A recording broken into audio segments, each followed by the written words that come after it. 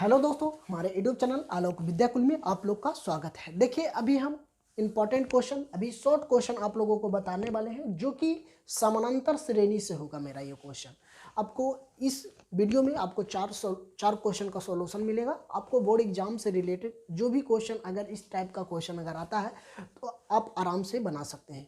तो चलिए, हम ज़्यादा देरी नहीं करते, अब सीधा क्वेश्चन पे। इस वीडियो में हम आपको 4 क्वेश्चन बताएंगे। तो अगर वीडियो पे पहली बार हैं तो हमारे चैनल को सब्सक्राइब कीजिए, अपने दोस्तों में ज़रूर शेयर कीजिए और कमेंट बॉक्स में ज़रूर हमें प्रतिक्रिया दें कि ये क्वेश्चन आप लोगों को कितना हेल्पफुल है। तो चलिए, सबसे फर्स्ट क्वेश्चन मेरा ये है बच्चों। फर्स्ट क्वेश्चन कह रहा है कि समानांतर श्रेणी 1.8, 2.1, 2.4, 2.7 का सर्व अंतर CD ज्ञात कीजिए, उसके और उसके अगले दो पद लिखिए। कह रहा है अगले दो पद लिखने के बाद कह रहा है, तो इसको लिखने से पहले सबसे पहले समझिए कि हम पहला पद जानते हैं। तो पहला पद ये होगा, ये होता है, क्या होता है, पहला A1 होता है, A2 होता है, A3 होता है, A4 होता है। ठीक है, तो अब हमको कैसे निकालना है जो देखिए बताते हैं।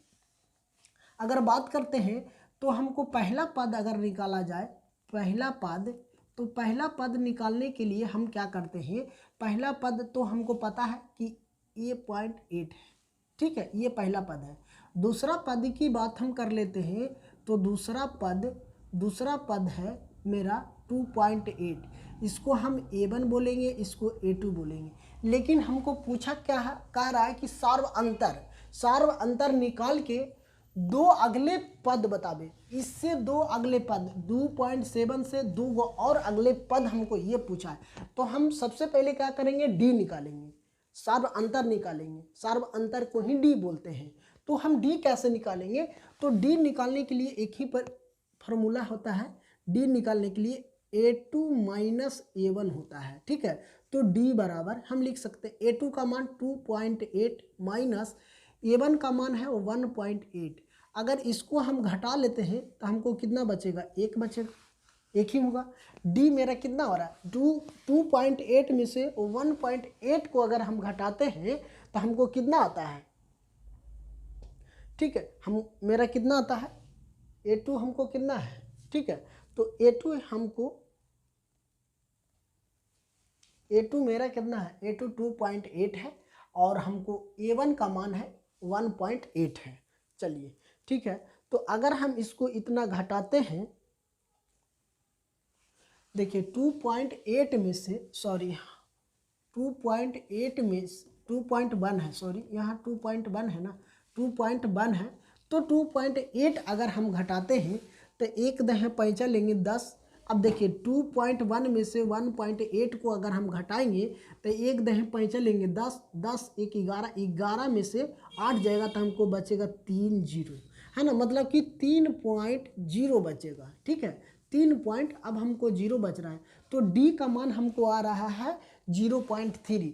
अब हमको पूछा क्या जा रहा है कि अगला दो पद क्या करा, अगला दो पद, तो हम यहाँ लिख सकते हैं अगले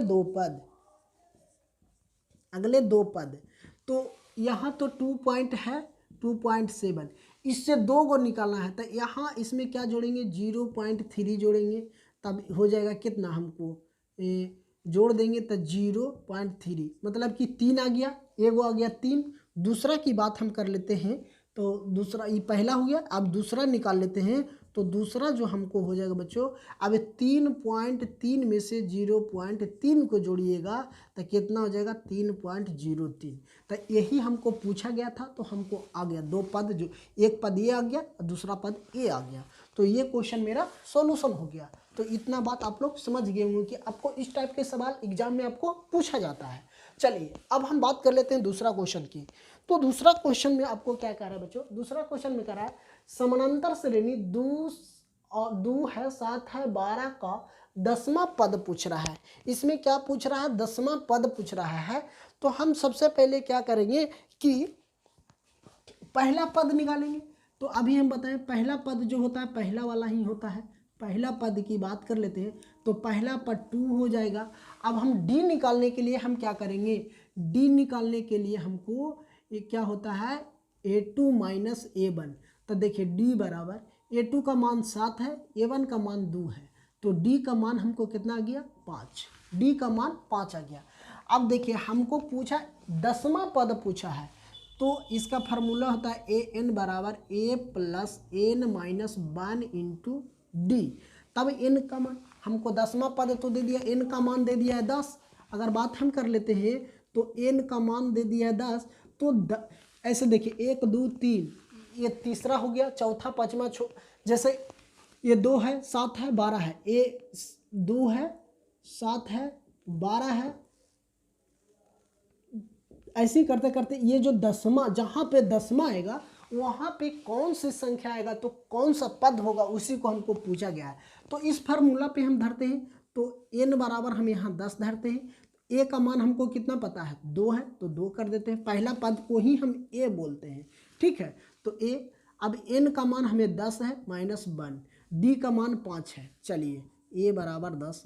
अब देखिए 2 प्लस इसको हम क्या कर देते हैं घटा देंगे तो 9 हो जाएगा, 9 गुना 5 हो जाएगा, इसलिए n बराबर 10। अब ये हो जाएगा 2, 9 पचे 45 हो जाएगा। अब n बराबर कितना हो जाएगा 47। मतलब कि जहाँ पे 10वां पद आएगा वहाँ पे संख्या कितना आएगा तो 47 आएगा, वहाँ पे संख्या कितना आएगा तो 47 आएगा। यही मेरा राइट आंसर हो जाएगा। तो ये आपको 2 क्वेश्चन आपको अच्छी तरह से समझ में आ गया होगा। ये शॉर्ट क्वेश्चन हम आप लोगों को बता रहे हैं ताकि आपको बोर्ड एग्जाम में इसी टाइप से सवाल पूछा जाता है, छोटा छोटा क्वेश्चन, तो आप लोग आसानी से इसको बना सकते हैं। चलिए अब हम तीसरा और चौथा क्वेश्चन को भी देख लेते हैं।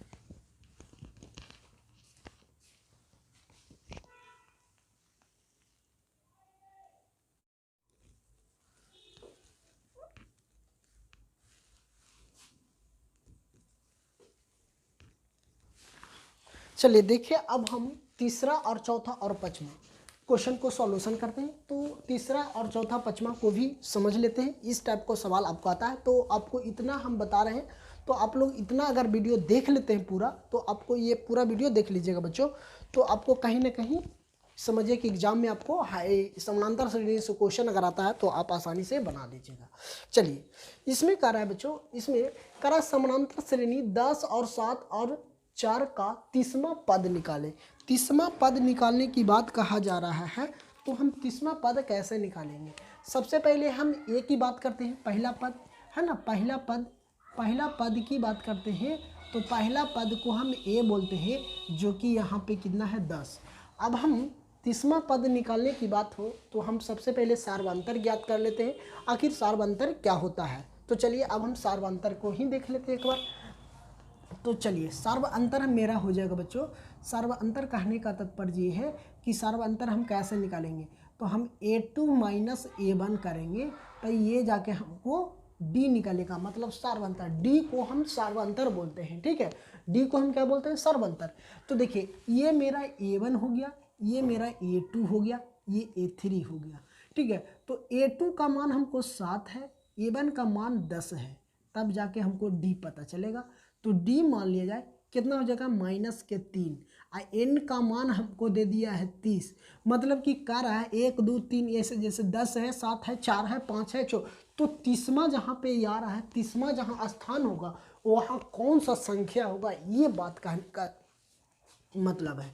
तो देखिए इसमें हम क्या लगाएंगे, फार्मूला लगाएंगे an बराबर tn बराबर formula a plus n minus 1 into D, ठीक है। तो a का मान हमें पता है, a का मान हमें कितना है 10, तो हम यहाँ लिख देते हैं 10। n का मान हमें पता है 30 है, तो 30 माइनस 1। d का मान हमें पता है -3, तो हम -3 धर देते हैं। अब यहाँ लिखते हैं 10 प्लस, इसको घटा देंगे तो कितना हो जाएगा 29 गुना -3। अब ये हो जाएगा 10 प्लस 29 और 3 में गुना कर दीजिए तो 9 का 9 18 9 27 हो जाएगा, लेकिन 2 बचेगा बच्चों। अभी 3 दूना 6 1 7 हो जाएगा, लेकिन क्या हो जाएगा माइनस में होगा। तो अब देखिए ये प्लस और माइनस, अब यहाँ पे समझिएगा प्लस और माइनस क्या हो जाएगा, हमको प्लस और माइनस को अगर हम यदि करेंगे बच्चों, तो प्लस और माइनस अगर हम कर देंगे तो हमको कितना हो जाएगा, इसको गुना कर दीजिए, 3 दूना 6 2 8 हो, यहाँ पे हो जाएगा ना 8 हो जाएगा, ठीक है। अब इसको क्या करेंगे, हम इसको घटा लेंगे, माइनस में है 87, यहाँ माइनस में 87 है और प्लस में 10 है, इसके आगे कुछ नहीं तो प्लस के सिंबल है, तो प्लस माइनस तो माइनस होता है। तो अगर हम 87 माइनस में इसमें से अगर 10 घटा देंगे तो माइनस के 77 हो जाएगा हमको। यही तो मेरा आंसर है, यही मेरा क्या है बच्चों, आंसर है। इस टाइप के सवाल आपको एग्जाम में पूछा जाता है, जो कि आपको शॉर्ट क्वेश्चन है, ये आपको 2 नंबर में पूछ लिया जाएगा। तो ये सब क्वेश्चन आप लोग आसानी से बना सकते हैं। चलिए, तो आप ये क्वेश्चन समझ गए। उसी प्रकार से मेरा चौथा क्वेश्चन है, चौथा क्वेश्चन को भी हम समझ लेते हैं आराम से कि चौथा क्वेश्चन आखिर क्या है। चौथा क्वेश्चन को ही समझ लेते हैं। चौथा क्वेश्चन मेरा कह रहा है कि समानांतर श्रेणी में 9, 13, 17 और 21 का 20वां पद ज्ञात कीजिए। 20वां पद ज्ञात कीजिए। तो 20वां पद ज्ञात करने की बात कहा जा रहा है बच्चों।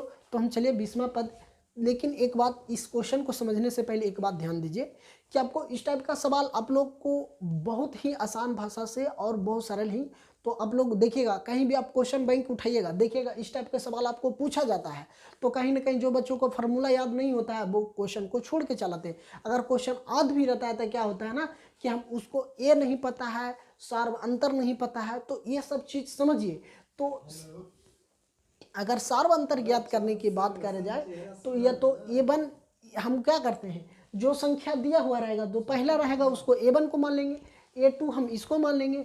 अब A2 में से A1 को घटा देंगे, वही मेरा D हो जाएगा, D हो जाएगा, जिसको हम सार्व अंतर बोलते हैं। तो सार्व अंतर भी आसानी से आप लोग बना सकते हैं। तो सर्व अंतर भी आसानी से निकल गया।